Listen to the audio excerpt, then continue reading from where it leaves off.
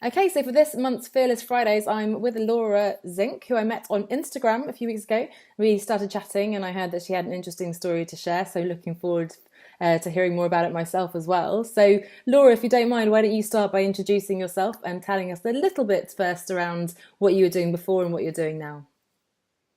For sure. Yeah, I'm super happy to be here. It's nice to get to chat with you. So, I was a dental hygienist for 8 years. I had done, my undergrad for 4 years and then went to school for dental hygiene for an additional 2 years. So, I did 6 years of post-secondary. And yeah, worked in the field for 8 years. And I was having some really bad back issues kind of going off at the end, and I wasn't super happy at my job. I mean, it's a good job, but I didn't love it. I wasn't in love with it. So I decided to, yeah, leave. And then I was kind of like, okay, well, what am I going to do now? I don't know, right? So just a lot of brainstorming, and I was kind of, trying to think of what what do I really love? Like what is my, favorite thing to do? And it's definitely health and fitness. Like that in my spare time, I'm at the gym where I'm researching the, you know, whatever new exercises and diets are out there. And that's what all my friends and family ask me for advice on. And I struggled with binge eating for a long time. So and work through my mindset issues around that, and yeah, so now I help women do the same. Amazing. And it's interesting because I also left my job without really knowing what to do next. But can you tell us a bit more about that? So you had a little bit of sort of the back health issue, and then you just weren't enjoying it as much. But what do you think led to that moment of, you know what, I'm not even going to try to build something alongside or look for something else. I'm just going to quit and go for it and then let the chips fall where they may. um I mean, I will say my husband is super supportive, so without him, like, I would probably have been on the streets, really, because I literally had no job, right? So um but yeah, I just was like, you know what, it's kind of now or never, and it's like, why not give it a shot? And if it's what I really love, then it should all work out. And yeah, so far so good. Yeah, it sounds like it. Okay, so what were some of the challenges then? Did it all go very smoothly, or did you have some fears or some sort of specific business challenges as you began to explore what you wanted to do instead and set up that business that you have now? Oh, I think it's completely different than the idea I had in my head when I Okay. first thought I would do this. I kind of thought I would make a website, start an Instagram account, and people would just like flow to me, right? Like, yeah, obviously. And yeah, I spent like January, February, 4.5 months making my website all by myself, like learning everything I could. And looking back now, I could have done it without a website. You know what I mean? So that's like Yes. Yeah. 4.5 months that I could have been actually building my business and like getting clients, but I thought I needed this website and I needed to master Pinterest and like figure out all the SEO for everything and start a blog and all this crazy stuff. And you really don't. But it's funny because there's both the aspect of, oh, I think it's going to be really easy. All I need is a website and Instagram account. But there's also the aspect that we Yeah. make it really hard for ourselves. Like, oh my goodness, I have to learn how to make this website perfect. I'm going to spend, as I said, 4 or 5 months on this thing without anyone actually seeing it. I see it again and again. And it's taken me a Yeah. long time to move from that kind of internal mindset to focusing out. Because as you say, you don't actually need a website. As much as I come from a digital marketing background, I'd always recommend having a website. You just need to talk to people and reach out. And, that's where the Yeah. conversations and relationship starts. That's so interesting. Like I can say 110%, not a single one of my clients has come from my website. They have all Ever, come still now. from, yeah, Okay. no, they have all come from reaching out and chatting, and mostly on Mm, Instagram, honestly. Yeah. yeah. Well, I love that because I mean Yeah. it's more and more about real conversations now, isn't it? People are, I think, rebelling a bit against the automation and all these email sequences, and SEO doesn't even work as well anymore because there's just so much noise out there. So it's great to hear that you're Yeah. having success. I think a lot of people feel quite comfortable with having those conversations as well. That feels more natural than necessarily learning a whole new skill set when it comes to websites and Pinterest and all that stuff. Yeah, for sure. Yeah. Any other challenges you can think of?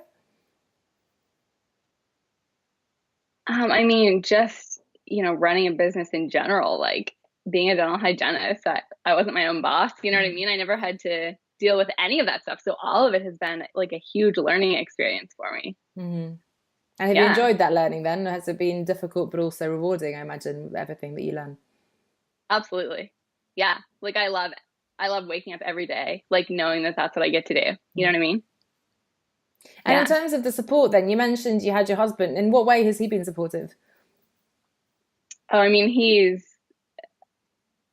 well, yeah, he could have been like, well, no, like you have to go get a part-time job or something, right? Mm. Like, but he's like, I don't care, like what we have to do. Like, he's like, I'll get a second job, like to make this work for you. He's like, I know how bad you want this, and like, I want you to be successful, so we'll do, whatever we have to do. And he's like 100% like supportive of me investing in myself and my business, and yeah.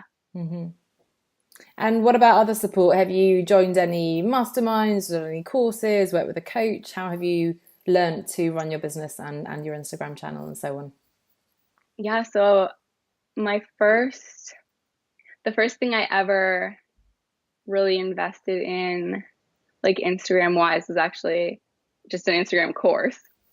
So I took that, and that kind of led me to like the girl who, made the course. I ended Mm. up hiring her to help me with my first program launch.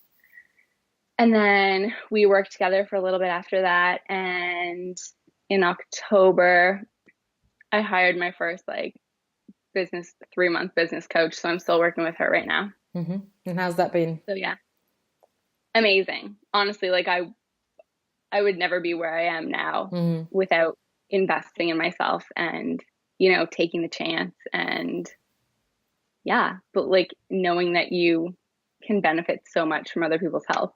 Mm. Because there's so much you can learn and do by yourself, isn't there? But there is a point at which to get to the next level, you do need to invest, which is scary, but also again really rewarding. It's great to hear that your husband was supportive of that as well, because as you said, they can, our partners and families can go, nope, sorry, out you go, get a Yeah, job as a secretary, whatever it is, just to earn something. yeah. And yeah, like definitely super scary. Like it was a lot of money and Mm. not money that I just had sitting in my bank account, right? So you have to kind of be like, well, I'm just going to go for it. And yeah, and like you said, there's lots of stuff you can learn on your own. And you know what? I mean, eventually you could take the time and learn it all yourself, but that could literally take years. Mm. And you'd be right, in the same spot that you are or were a couple years ago. And how did you make that decision then? Because it sounds like you've got a really good understanding, and obviously now with the experience, my God, I learned so much that I wouldn't have been able to do by myself. But how did you, when you didn't just have that money sitting around in your bank account, when you didn't have loads of clients coming in, how do you make the decision to go, actually, yes, I'm going to try this business coaching thing. I've not done it before, and let's see what I can get out of it. I kind of just found someone who she's was kind of where I wanted to be. Mm-hmm. And I think that's like the number one tip is if you're hiring someone, make sure they are not where you are now, they're where Mm. you want to be, right? Um, and yeah, I mean her coaching was kind of just calling to me everything that I had in my head that I wanted to accomplish. And I was like, well, I think I just felt like it was meant to be. Like I actually felt like I had to work with her. Okay, that's interesting. Yeah, Yeah. no, I think that's so important to find someone. I initially, several years ago, worked with sort of peers and people who are around the same level, but there is again a point where I was able to find someone, and it just happened as well. I saw someone on a webinar, they were on a podcast, someone recommended them, and sort of it all came together. And she's now, I'd say, quite a few years ahead of me. But I'm working with her since a year and continuing this year as well. So no, that's great advice.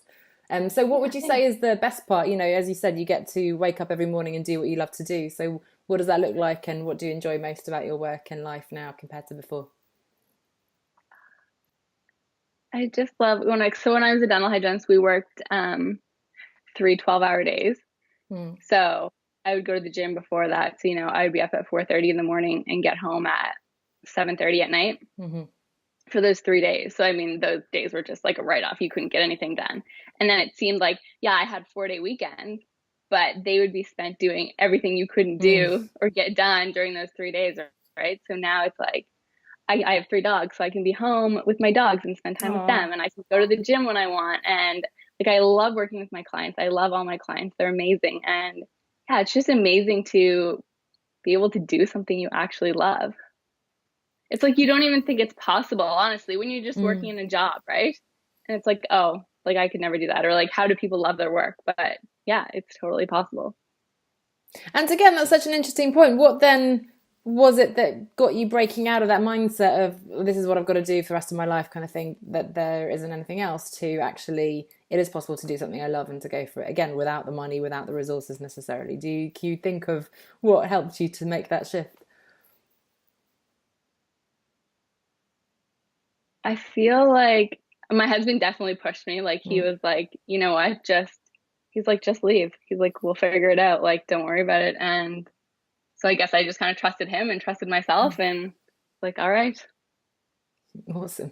And then Yeah. you've already given a bit of advice, but what sort of would be the one piece of advice you'd give to someone maybe in the position that you were at the start, in terms of being in that, 12-hour day situation, or possibly also someone who has been spending 5 months on their website, isn't really getting anywhere? What advice would you give Yeah. that person? Don't, nothing has to be perfect. Like Hmm. nothing. I know you think everything has to be perfect, but nothing does. Like take that messy action and just do it. Like, because you're really just you're holding yourself back with fear, right? When you're, playing with your website for 5 months and you think that's what matters, but it doesn't. So you literally have to like step into that next level and just go for it. And yeah, take the messy action and everything will kind of flow from that. Messy action and embracing the imperfection. Love it. Yeah. Yeah. And can you tell us a Totally. bit more then about what you're doing now? You said you had that passion for health that you'd had before. So what does your day to day look like, and what kind of clients do you work with and so on? Yeah. So I work with women only. Um, and a lot of my clients are, they've struggled with the diet cycle of like dieting and, binge eating and working out and never seeing any results, or, losing the weight but gaining it back because they've never been able to find anything that's sustainable. So I really, well, kind of my like mission statement or like tagline is that I empower women through food and fitness. So it's like you don't have to choose just one, the food or the fitness. You can have them both fit into your life and just change your whole mindset around the food like portion of things. And yeah, just you can find that lifestyle that you are able to reach your goals without giving up, everything you love, and without giving up your life and your social life. That sounds good to me. And how did you? So it's interesting that you made the choice to work with women and this particular sort of challenge, which is, I think, familiar to a lot of us. How did you arrive at that? Was that really obvious from the beginning when you left, or is that something that's come from the course, from working with the coach and so on? That clarity. um I've definitely, kind of worked on my niche as I've like been going along, but that was my struggle, right? That's what I went through. Mm. So I feel like since I was in pretty much all my clients' shoes, so I know exactly what they're going through and like how good it is on the other side. Mm. Yeah. And I think that's a really powerful way to do that. I think we obsess when we talk about niches and clients and so on, but actually a lot of us find it in the journey that we followed. And obviously that gives us a lot of credibility and empathy as well. So our message resonates with people and they feel like, okay, if Laura can do it, then I can do it too. Yeah, absolutely. Yeah. And so where can people find you in the online space? Do you still have that website, or have you given up on that and I you've do, just gone to and it's Instagram? actually redone. Okay, well, there you go. So maybe now you will get All my clients hard from your work, and website then in I that redid it. case. It's squattingforsnacks.com. Hmm. And what about Yeah. Instagram and any other channels you want to share? Instagram is just at squatting.snacks. Wait, no, squatting dot four dot snacks. So I'll link below to make sure everyone can find the right one if they're keen to see the magic that's happening on Instagram. Okay, well, thank you so much for your time. It was really interesting to hear. And I love, whether you're a dental hygienist or working, as a marketing branding person like I was, or a midwife or whatever it is, there's some really common themes. And I love what you said about, just taking that leap, investing in yourself, believing in yourself, and realizing that actually, wow, I can do something I love Yeah. and still live a little bit like you said with the food and fitness. You know, you don't have to give up one thing or the other. It's really Yeah. a balance of all of them. So really happy to hear that it's going so well for you. Thank you so much. Thank you.